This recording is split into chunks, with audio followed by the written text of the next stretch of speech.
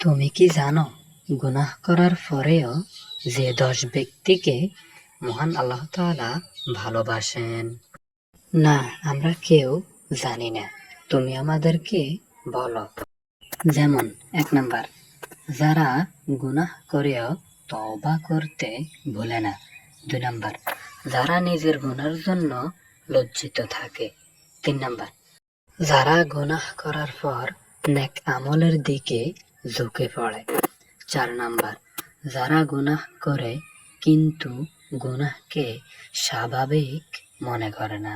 5 number, যারা রাতের নির্জনে কাঁদে, আল্লাহর কাছে ক্ষমা চায়। 6 নাম্বার, যারা অন্যকে উপদেশ দিতে গিয়ে নিজের গুনাহ স্মরণ করে।